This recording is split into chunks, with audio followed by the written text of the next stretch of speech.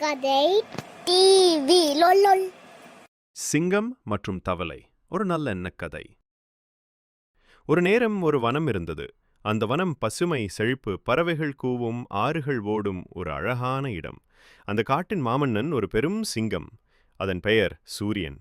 அது மிகுந்த வலிமையுடையதுமாய் பிற விலங்குகளால் மதிக்கப்படும் ஒரு சிங்கம். ஆனால் சூரியனுக்கு ஒரு குறை இருந்தது. அது மிகவும் அகம்பாவமாக இருந்தது. நான் தான் இந்த காட்டின் தலைவர், எல்லோரும் எனக்கு கீழாக இருக்க வேண்டும் என அது உரைத்துக்கொண்டே சுற்றித் திரியும். அதை பார்த்த பிற விலங்குகள் பயந்தும் மரியாதையாலும் அதை தலைவராக ஏற்றுக்கொண்டிருந்தார்கள். ஆனால் சிங்கத்தின் அகந்தையை சில விலங்குகள் விரும்பவில்லை. அந்த காட்டின் ஓரமாக ஒரு சிறிய நிலவெளி இருந்தது. அந்த இடத்தில் பல தவளைகள் வாழ்ந்தன. அவற்றில் ஒன்று மிக சிறியதான தவளை. அதன் பெயர் துளசி. துளசி சிறியதாயினும் அறிவும் துணிவும் அதிகமாக உடையவள். துளசி எப்போதும் மற்ற தவளைகளுக்கு நல்ல நடத்தை, மரியாதை, பகிர்வு போன்றவற்றை பேசிக் கொடுப்பாள். உங்கள் உருவமில்லை, உங்கள் உள்ளம் முக்கியம் என அவள் கூறுவாள். அவளுக்கு நம் சிங்கம் சூரியனை பற்றி எப்போதும் வியப்புதான். அதிக சக்தி இருப்பது நல்லது, ஆனால் அதை பெருமையாக கொள்ளக்கூடாது என்று அவள் நினைத்தாள். ஒரு நாள் சூரியன் காட்டில் நடைபயிற்சி செய்து கொண்டிருந்தது. தற்செயலாக அது தவளைகள் வாழும் நிலவெளிக்குப் போனது. அங்கு துளசி தனது குடும்பத்துடன் குளிக்க இருந்தாள். சிங்கம் குறுக்கே வந்ததும் எல்லா தவளைகளும் பயந்து போய் ஒளிந்துவிட்டன. ஆனால் துளசி மட்டும் அசந்து போகவில்லை. அவள் சிங்கத்தை பார்த்து, "வணக்கம் மன்னா, எங்களை வரவேற்க வருகிறீர்களா?" என தைரியமாக கேட்டாள். சிங்கம் ஆச்சரியமடைந்தது. இந்த சிறிய தவளை தைரியமாக பேசுவது அதற்கு புதுமையாக இருந்தது. "நீ என்னை பயப்படவில்லை?" என சிங்கம் கேட்டது.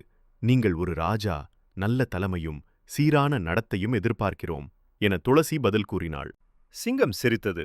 "நீ என்னை படிக்க வருகிறாய் போல இருக்கிறது" என அது கேலி செய்தது. துளசி அமைதியாக கூறினாள், "சரியான நேரத்தில் யாராலும் நமக்கு பாரம் சொல்ல முடியும். அறிவு என்றால் அது உடல் பெருமையால் வராது." அந்த வார்த்தைகள் சிங்கத்தின் மனதில் தாக்கம் ஏற்படுத்தின. அது சற்று அமைதியாக மாறியது. சிறிய உயிரும் பெரிய எண்ணத்துடன் வாழலாம் என சிங்கம் யோசித்தது. அந்த வனத்தில் ஒரு நாள் திடீரென்று ஒரு பெரிய தீ ஏற்பட்டது. பல விலங்குகள் பீதியடைந்தன. அந்த தீ தவளைகள் வாழும் இடத்தை நோக்கி பரவியது.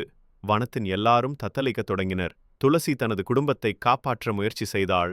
ஆனால் நீர் இல்லாமல் அவளால் எதுவும் செய்ய முடியவில்லை. திடீரென்று சிங்கம் வந்தது.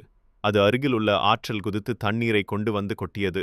மீண்டும் மீண்டும் ஓடி வந்து பல தடவைகள் தீயை அணைக்கும் முயற்சியில் ஈடுபட்டது. அதனை பார்த்து மற்ற விலங்குகளும் உதவி செய்தனர்.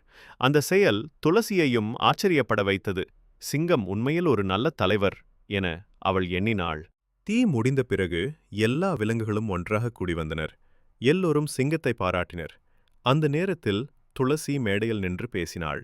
"இன்று நாம் பார்த்தது ஒரு உண்மையான தலைவரின் செயல்கள். சக்தி மட்டும் போதாது, அன்பும் பொறுப்பும் அவசியம்." சிங்கம் அந்த பேச்சை அமைதியாக கேட்டுக்கொண்டிருந்தது. எல்லோருக்கும் முன் அது தன் அகந்தையை ஒழித்ததாக அறிவித்தது. "நான் உணர்ந்தேன். பெரியவன் என்பது உடலால் அல்ல, உள்ளத்தின் உணர்வால்தான்" என அது அறிவித்தது. அந்த நாள் முதல் அந்த வனத்தில் ஒற்றுமையும் மரியாதையும் நிரம்பியது. சிங்கம் அன்புடன் எல்லோரிடமும் நடந்து கொள்ளத் தொடங்கியது. துளசி ஒரு சிறிய தவளையாக இருந்தாலும் வனத்தில் அனைவருக்கும் ஒரு அறிவாளர், நன்மை பயக்கும் நண்பராக இருந்தாள். வன விலங்குகள் துளசியை சிறிய தலைவர் என அழைத்தனர். முடிவு: உடல் வலிமை முக்கியம் இல்லை, உள்ளத்தின் பெருமை முக்கியம்.